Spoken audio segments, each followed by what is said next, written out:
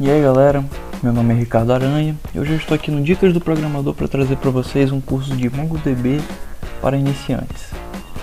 Essa aula vai ser uma aula introdutória, vamos falar sobre o que é o MongoDB, como ele funciona, sua estrutura e sua filosofia. Bem, antes de mais nada, o que é o MongoDB? O MongoDB é um banco de dados NoSQL orientado ao objeto. O que quer dizer NoSQL? Quer dizer que ele não utiliza SQL na sua criação e manipulação de dados. E o que quer dizer orientado a objetos? Ele usa uma abstração de objetos para armazenar os dados no banco. Para ficar de uma forma mais clara, podemos comparar com o MySQL.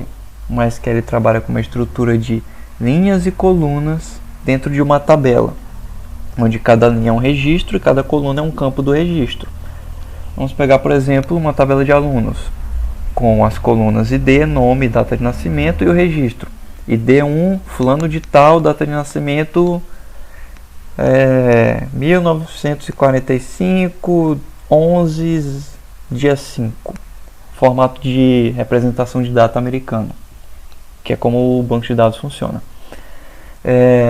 No formato, no padrão, na orientação a documentos, nós não temos que definir esses campos. Nós utilizaremos apenas os campos que serão utilizados para aquele determinado registro. Vamos exemplificar isso aqui com essa tabela. Essa é a nossa tabela de alunos. O ID, o nome e data de nascimento. Temos aqui o ID1, Ricardo Aranha, 1991, 511. Essa é a nossa tabela de alunos no MySQL, por exemplo. No MongoDB, vamos criar essa estrutura aqui no Mongo. Bem, você não precisa necessariamente criar um banco de dados no Mongo. Basta usar o comando use mais o nome do banco, por exemplo, escola. E ele, por trás dos panos, cria o banco para você e já altera para você utilizar ele. Qualquer dúvida é só digitar DB e ele vai te dizer, você está usando escola. Beleza. Para criar nossa coleção de documentos, no caso o MongoDB utiliza coleções no lugar de tabelas, nós não precisamos criar a coleção também.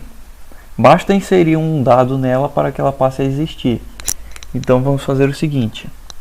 Vamos criar a nossa coleção de alunos aqui. DB, nome da coleção, alunos, e o comando insert. E vamos inserir os mesmos dados que nós temos aqui. Nome vai ser Ricardo Aranha e a data de nascimento DTA nice vai ser, bem, vamos usar a função new date para ele armazenar a data. E no formato americano, 1991-05-11. Pronto. Temos aqui os nossos dados. Bem, antes de eu continuar, se você já trabalha com orientação a objeto, JavaScript, você deve notar que isso aqui é muito semelhante ao JSON, que é um formato de troca de dados utilizado pelo protocolo HTTP.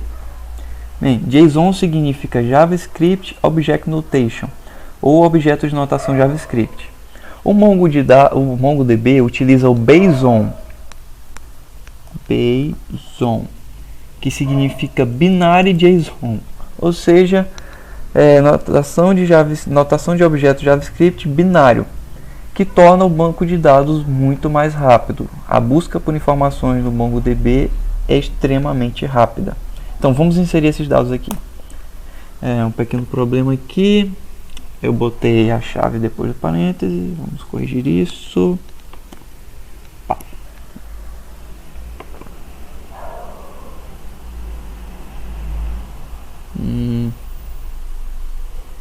Assim, faltou uma vírgula aqui. Pronto. Nós inserimos nossos dados na nossa coleção. O nosso seguinte, esse documento desse aluno. Para recuperarmos esses dados, vamos utilizar a função db. O nome da coleção alunos.find. Pronto. Ele retorna para a gente o ID, que o banco cria automaticamente para a gente, o nome Ricardo Aranha, e a data de nascimento, 11/5/91, mais esses outros dados aqui que nós não vamos utilizar no caso de horário. É assim que nós inserimos os dados no MongoDB. É bastante simples. Agora no MySQL, nós precisaríamos fazer o seguinte. Primeiro, vamos criar o banco. Create database escola. Criamos o banco de dados da escola. Agora vamos criar a tabela de alunos. Create table alunos. Vamos dizer os atributos dessa tabela. Vamos lá. Aluno ID. Ele tem um tipo, ele é inteiro. Ele vai ser nosso ID, não pode ser nulo.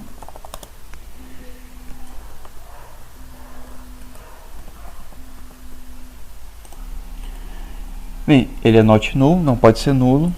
Como ele é um identificador, nós não precisamos necessariamente preencher esse campo. Então nós vamos utilizar a função autoincremente. Autoincremente. E como ele é nosso ID, ele é uma chave primária. Primary key. Falta um Y bem aqui.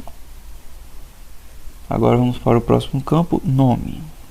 Nome. Ele é um campo do tipo caractere, então vamos usar varchar, delimitar 250 caracteres, not null, e a data de nascimento, dta nice. É o campo do tipo date e ele é not null. Bem, assim nós criamos a estrutura da nossa tabela no MySQL.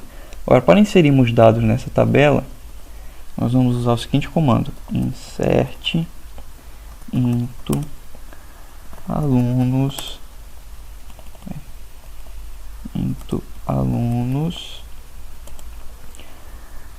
nos seguintes campos: nome, dta nice, os valores, values, abre aspas, Ricardo Aranha, e a data de nascimento 1991 05 11. Ou seja, comparando com o MongoDB, nós escrevemos bem menos.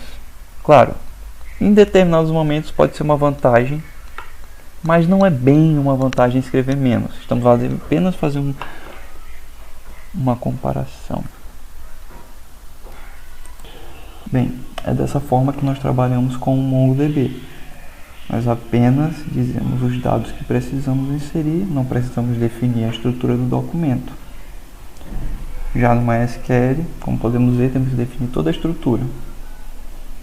Isso não é um motivo para você trocar de MySQL para MongoDB. Existem vários motivos. Alguns que eu vejo as pessoas falando é: se a sua tabela, se o seu banco vai ter muitos campos em branco, é uma boa ideia pensar no MongoDB. Uma última coisinha antes de terminarmos. Vocês podem ver que informações aqui estão sendo exibidas para a gente de uma forma um tanto desagradável ao olhar. Para nós exibirmos as informações de uma forma melhorzinha, podemos utilizar a seguinte função: pretty. Pronto, o nosso documento está sendo retornado para nós de uma forma mais agradável ao olhar. Bem, na próxima aula iremos trabalhar com todas as funções básicas de um banco de dados: inserção, recuperação de dados, alteração e exclusão. Então, até a próxima aula.